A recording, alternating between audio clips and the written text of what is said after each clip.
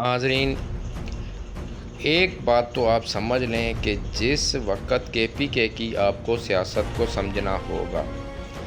KPK की सियासत समझने के लिए आपको थोड़ा सा इसका बैकग्राउंड बता दें। KPK की सियासत में अफ़गानिस्तान तालिबान का बहुत अमल दखल होता है। ये आप इस बात से, क्योंकि वहाँ पे अरसा दराज से पाकिस्तान में और KPK में अफ़गानी फैल चुके हैं।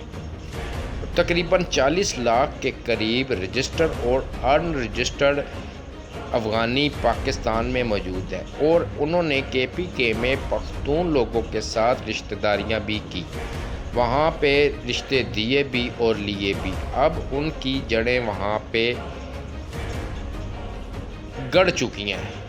अब मेरी बात करने का मकसद ये है कि ANP की पार्टी पाकिस्तान में सबसे ज़्यादा जो कुर्बानियाँ दी KPK में उन्होंने दी, और उसके बाद इमरान खान PTI समझ चुके थे कि यहाँ पे जिसने भी तालिबान मुखालिफ हुकूमत करनी है उसको इनके साथ इनके बग़ैर हुकूमत नहीं कर सकते। जनरल फैज़ ने भी आके इनको प्रोटोकॉल दिया, इनके जो पकड़े हुए दहशतगर्द थे वो भी उसने छोड़े, जो जितने भी ख़तरनाक दहशतगर्द थे, कि किसी तरीके के साथ हमारी जड़ें यहाँ पे मजबूत हो, इमरान खान PTI की जड़ें मजबूत हो, क्योंकि जनरल फैज़ ख़ुद को आर्मी चीफ बनता हुआ देख रहा था। दूसरी तरफ हामिद मीर का आपने वो इंटरव्यू देखा होगा जिसमें जनरल बाजवा ने कहा था कि हम इंडिया से नहीं लड़ सकते, और इसके बदले में इन्होंने कश्मीर को इमरान खान ने लिख कर दे दिया था। आपने वो वीडियो भी देखी होगी जब एक औरत कश्मीर का झंडा इमरान खान को पकड़ा रही होती है तो इमरान उसका हाथ झटक देता है इमरान खान। ये उसकी एक कड़ी थी, ये आप इस बात को समझ लें। अब दूसरी पार्टी, तीसरी जो मेन पावर है वहाँ पे JUI की है। JUI भी आप देख लें, उसके ऊपर कितने हमले हो चुके हैं दहशतगर्दों के, और मौलाना फजल रहमान भी समझ चुका है कि इनके बगैर मैं KPK बलूचिस्तान में नहीं चल सकता।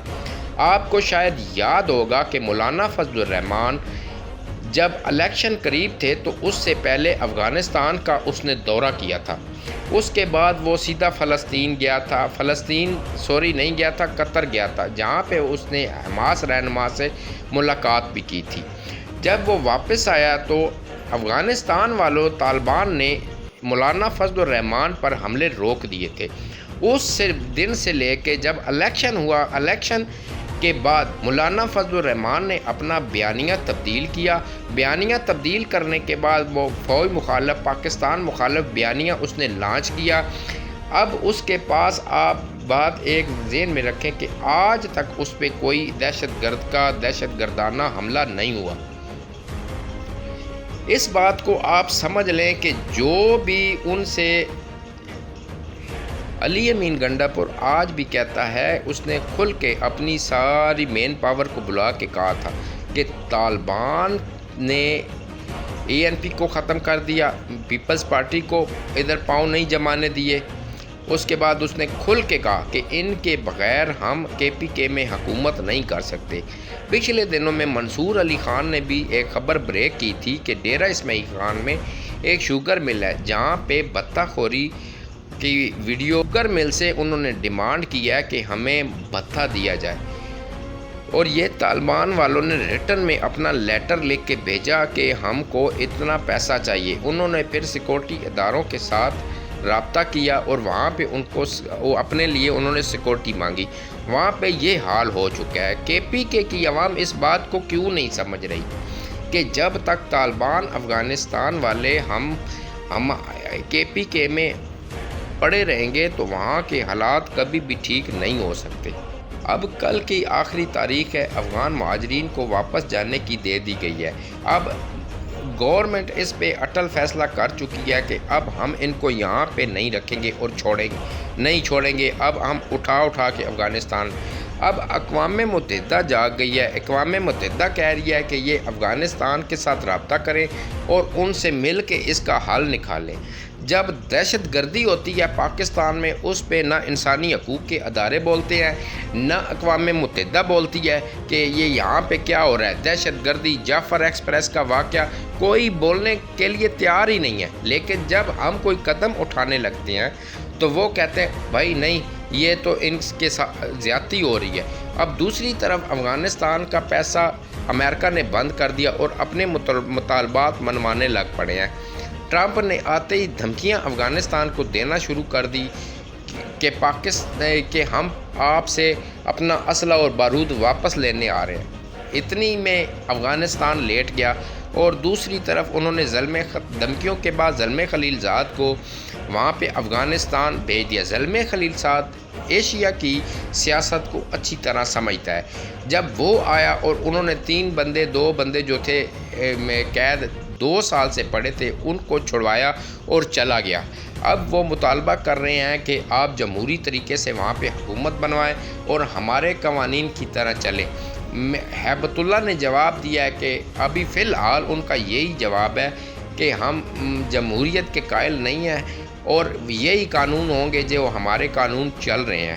اب دیکھتے ہیں آگے کیا ہوتا ہے، لیکن بالآخر افغانستان کو بھی اس طرف چلنا ہوگا، کیونکہ ملک کو چلانا اتنا آسان کام نہیں، اور پتھروں کے سوا ان کے پاس ہے بھی کیا افغانستان کے پاس۔ اور اب اب دیکھیں آگے ہوتا کیا ہے۔ اب آ جائیں ایران کی طرف۔ ایران کو بھی ٹرمپ دھمکیاں دے رہا ہے کہ ہمارے ساتھ ایٹمی معاہدہ کریں۔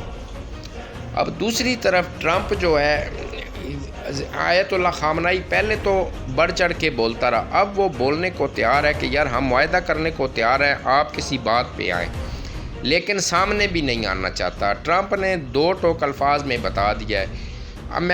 ایران کے پلے کچھ نہیں ہے ناظرین، ایک بار کھڈوں میں 4 جہاز کھڑے کر کے ویڈیو جاری کر دینا یہ کوئی دلیری نہیں ہوتی ہے۔